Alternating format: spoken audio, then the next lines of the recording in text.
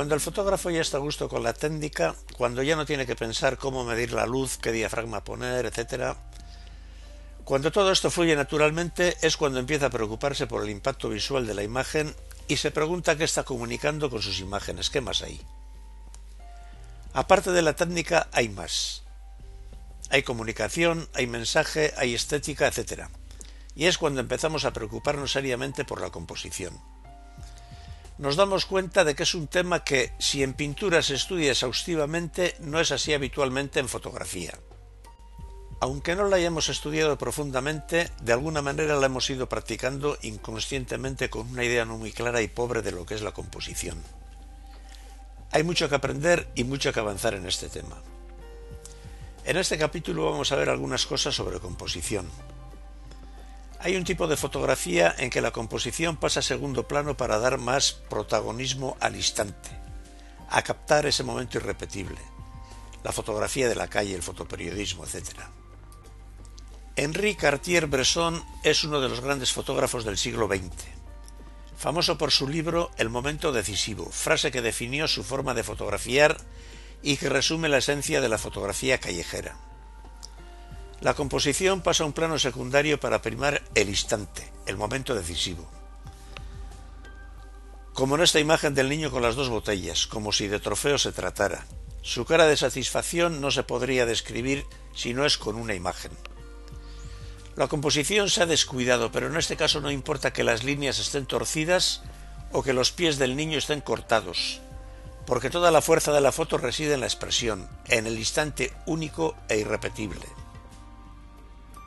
En esta otra imagen el fotógrafo ha captado el instante de estos niños jugando en las ruinas de un bombardeo en Sevilla. A pesar de ser una instantánea, en esta imagen hay composición. Se han enmarcado a los niños con la pared caída. Y hay profundidad. El fotógrafo nos adentra en la imagen desde la línea inferior izquierda. En esta otra curiosa escena callejera, la línea formada por los periódicos nos lleva hasta los personajes principales. En estas instantáneas no suele haber tiempo para pensar en componer, y es donde se ve la maestría y los conocimientos del fotógrafo. Ansel Adams fue un gran maestro de la luz y la composición, y desarrolló el sistema de zonas. Recorrió fotografiando, entre otras cosas, el Parque Nacional de Yosemite en blanco y negro con su gran cámara de placas. Esta es una bella composición en S en la que todas las zonas de la imagen tienen detalle. Estas imágenes normalmente requieren horas de espera hasta que las luces iluminen la escena a gusto del fotógrafo, y muchas veces hay que desistir y volver otro día en mejores condiciones de luz. Esta otra imagen me parece de una belleza exquisita en cuanto a composición, gama tonal, texturas, etc. La luz lateral que llega de la izquierda resalta muy bien las texturas de la pared.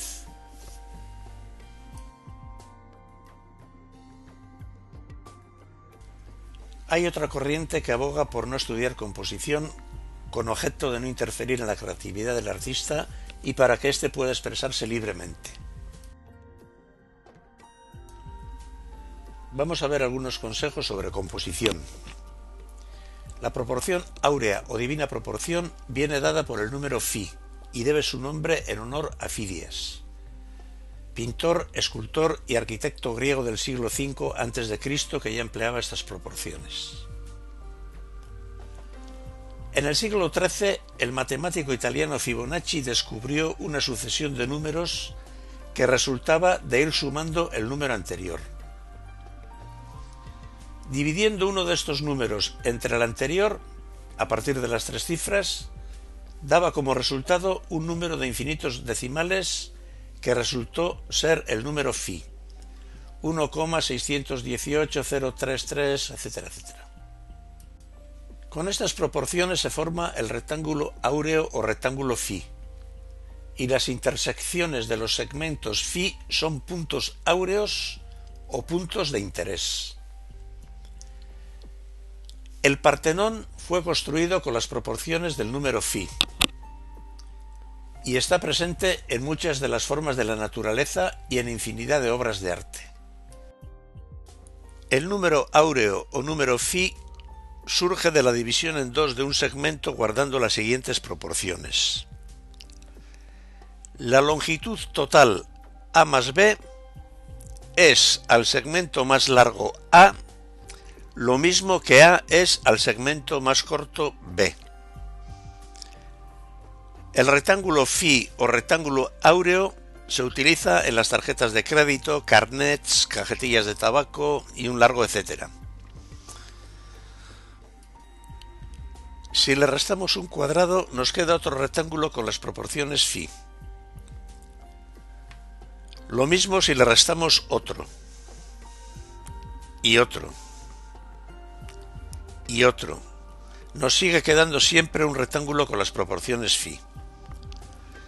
Y a partir de aquí se construye la espiral phi muy presente en la naturaleza, en las plantas, en el desarrollo animal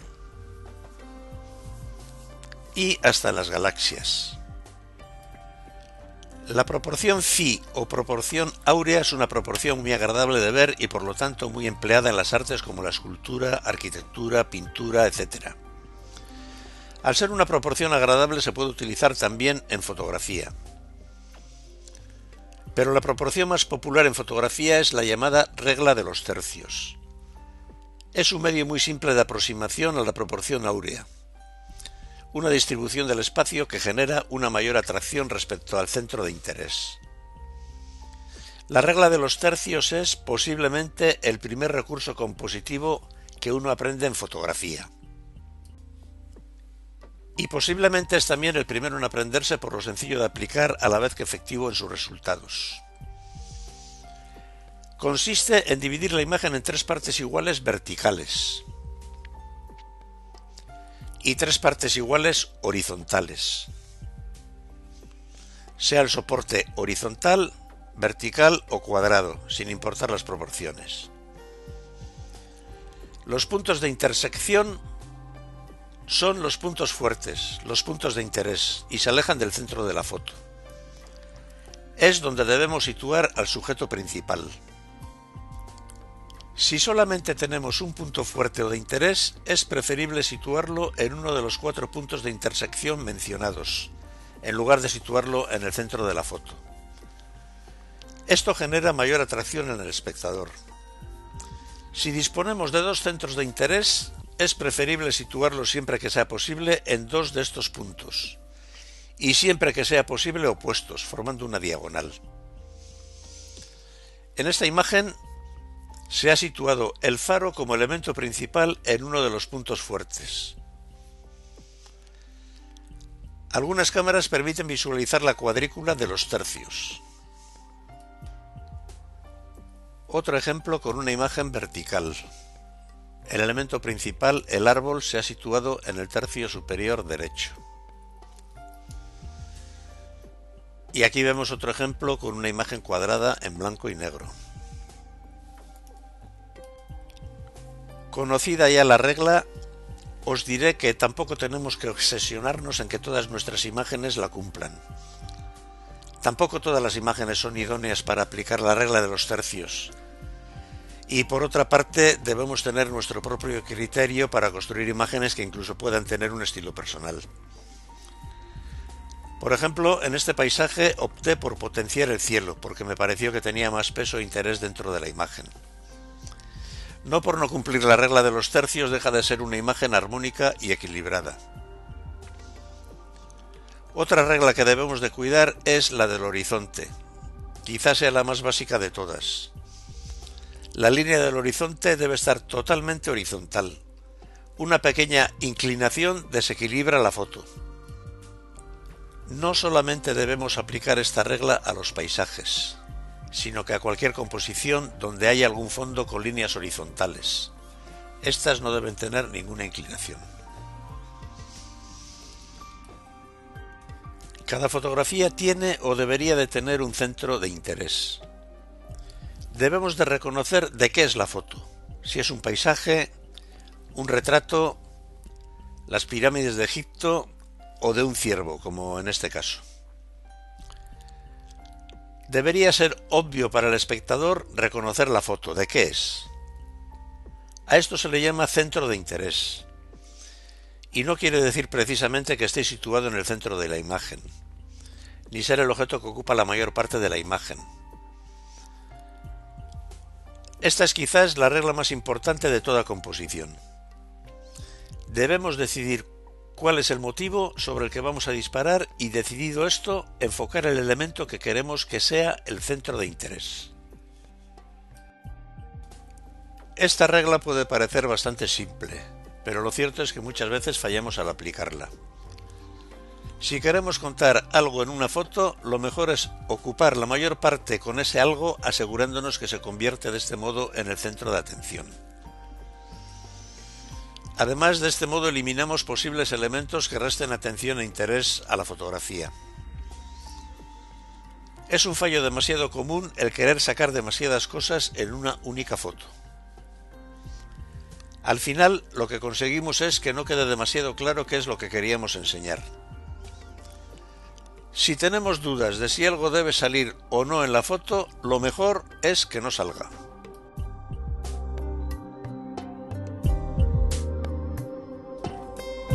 En el siguiente capítulo seguiremos viendo más temas sobre la composición.